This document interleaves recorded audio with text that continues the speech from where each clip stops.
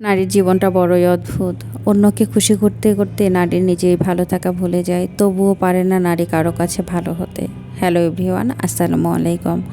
সবাই কেমন আছেন? আলহামদুলিল্লাহ, আমরাও ভালো আছি। আমার ভিডিওটা যে যেখান থেকে দেখছেন, আশা করছি আপনারা অনেক বেশি ভালো আছেন। ভিডিওটা দুপুর থেকে শুরু করেছি। কোথায় গেলাম, কি কিনলাম, পরদিন কাজকর্ম সব কিছু এই ভিডিওতে থাকছে। দেখতে থাকেন, আশা করছি আপনাদের কাছে অনেক বেশি ভালো লাগবে। আর বাসা থেকে বের হতে হতেই প্রায় 3টা বেজে গিয়েছিল। আসলে বাইরে যাওয়ার কোনো প্ল্যানিং ছিল না। আমার হাজব্যান্ড দুপুর সময় হঠাৎ করে জোর করছিল, না যেতেই হবে, যাব। আমি বললাম দুপুর সময় রমজান মাসে কিভাবে যাওয়া যায়, কাজকর্ম শেষ করে বের হতে হতেই প্রায় 3টা বেজে গিয়েছিল। আসলে উত্তর বাড্ডাতে যাব, সাভার থেকে অনেকটা দূরে হয়। আর আমার ইচ্ছে ছিল আমি কিছু কিনলে উত্তর বাড্ডা থেকেই কিনবো। আর সাভারে তেমন একটা ফার্নিচারের ভালো দোকান নেই, যারা সাভার থাকেন তারা তো জানেন। এই জন্য উত্তর বাড্ডাতেই গিয়েছিলাম। একটু কষ্ট হইলো, যেতে যেতে প্রায় আছরের আজান দিয়ে দিয়েছিল, কারণ ঢাকাতে জ্যাম থাকে অনেক, আর সাভার থেকে অনেক দূরে হয়ে যায়। যাওয়ার পরে 2-1টা দোকান দেখেছি, তারপরে ইফতার করেছি। ইফতার করার পর 2-1টা দোকান আবার দেখে ফার্নিচার কিনে আমরা পিকআপে তুলে দিয়ে বাসায় চলে আসছিলাম। আস্তে আস্তে প্রায় রাত 9টা বেজে গিয়েছিল। আর ভিডিও নেওয়া হয় নাই। পরদিন সকালে আমার হাজব্যান্ড বাজারে গিয়েছিল, যাওয়ার পর একটা দেশি হাঁস আনছে, এত সুন্দর করে পরিষ্কার করে দিয়েছে। আমি কিন্তু হাঁস পরিষ্কার করার ভয়ে খেতামই না। এখন আমি নিজেই কিনে খেতে পারবো, আর কারো বাসায় গেলে খাওয়ার অপেক্ষা করতে হবে না। আর এদিকে আমি গোসল করে নিয়েছি, গোসল করে কাপড় নেড়ে দিচ্ছিলাম, আর আপু এদিকে কাটা বাছা করে সব রেডি করে নিয়েছিল। আর আপু সবসময় গোসলের আগে সব কাটা বাছা করে একদম রেডি করে তারপরে গোসল টোসল করে একটু রেস্ট নিয়ে তারপরে তাড়াতাড়ি করে রান্নাঘরে চলে আসে। আর এদিকে আপু ফুলকপির পাকোড়া বানাবে, এই জন্য হালকা করে একটু ভাপ দিয়ে নিয়েছে। আর এদিকে সব কিছুই কেটে রেডি করেছে। এদিকে বেগুনি বানাবে, এই জন্য বেগুন কেটে নিয়েছে। এদিকে পেঁয়াজ মরিচ, পেঁয়াজের জন্য সব কিছুই রেডি করে নিয়েছে। ধনিয়া পাতাও কেটে নিয়েছে। আর আপু সবসময় এভাবেই কাজ করে, সব কিছু গুছিয়ে নিয়ে তারপরে কাজ করে, তাহলে কাজ করতেও বেশি কষ্ট হয় না, অগোছালোভাবে করে না। আপু লেবু শসা যত কিছুই কাটতে হয়, যখন কাটতে বসে সব কিছুই কেটে রেডি করে। এদিকে হাঁসের মাংস কেটে নিয়েছে, এদিকে শুটকি মাছ রান্না করব, এই জন্যে বেগুন আলু সব কিছুই কেটে রেডি করেছে। আর আমি এখন শুটকি মাছগুলো গরম পানি আপু বসিয়ে দিয়েছে, আর আমি একটু হালকা গরম পানি দিয়ে এটা ধুয়ে নিব। আমি সবসময় এভাবে নেই, আমি কিন্তু কখনোই শুটকি মাছ রান্না করার জন্য ভেজে নেই না। আর ভেজে নিলে যে গন্ধটা বের হয় সেটা আমার কাছে একদমই ভালো লাগে না। আমি হালকা গরম পানি করে আমি তারপরে শুটকি মাছগুলো সবসময় ধুয়ে নিই এভাবে।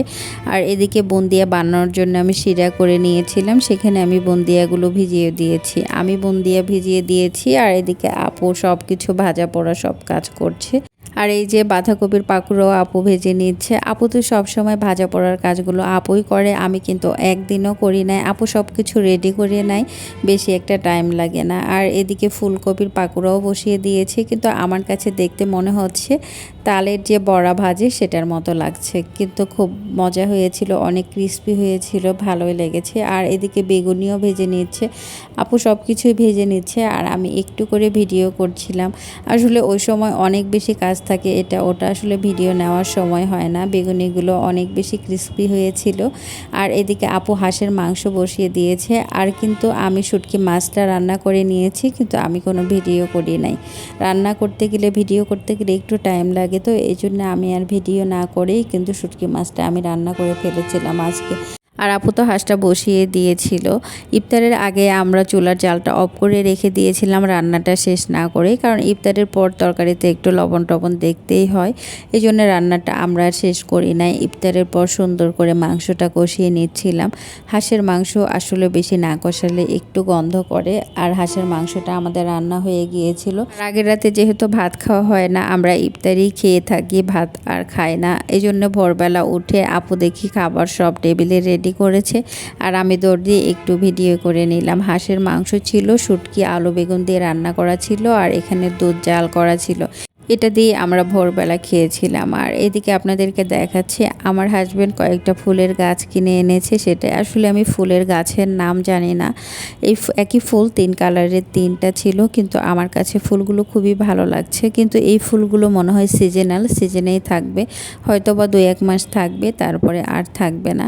কিন্তু আমার কাছে ভালোই লাগছিল। আর এদিকে একটা হাজারি গোলাপ এনেছিল, আর অনেকগুলো কলি ছিল, কিন্তু একটা ফুল ফুটেছে। গোলাপ গাছটা আমার খুবই ভালো লেগেছে। টবটাও অনেক বেশি ভালো লেগেছে। আর এখানে তো আমার আগেরই একটা সিজিয়াম গাছ ছিল। আমি কিন্তু সেভাবে গাছ লাগাই না, কারণ আমার হাজব্যান্ড যেহেতু ডিফেন্সে জব করে, আমরা অনেক দিন ছুটি পাই, 2 মাস, 1 মাস 10 দিন। কারণ এই ছুটিগুলো বাসায় গেলে গাছগুলো মরে যাবে, আর একটা গাছ এত কষ্ট করে লাগানোর পরে মরে গেলে খুবই খারাপ লাগবে।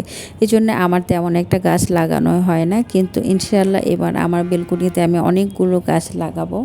আগে তেমন একটা গাছ লাগাতাম না, কারণ আমার হাজব্যান্ড যেহেতু ডিফেন্সে জব করে, আমরা বাসায় যেতাম 2 মাসে 1 মাসের ছুটিতে, আর অনেক দিন না থাকলে গাছগুলো মরে যায়, এই জন্য আমি লাগাতাম না। আর কষ্ট করে গাছ লাগানোর পর যদি মারা যায় খুবই বেশি কষ্ট লাগবে, এই ভেবে আসলে লাগাতাম না। আর আমার হাজব্যান্ড এমন একটা মানুষ, তার কাছে জীবনের কোনো শখই অপূর্ণতা থাকবে না, শুধু মুখ দিয়ে বলার বাকি। এমন হাজব্যান্ড থাকার পর জীবনে আর কিছু চাওয়ার নেই, আলহামদুলিল্লাহ।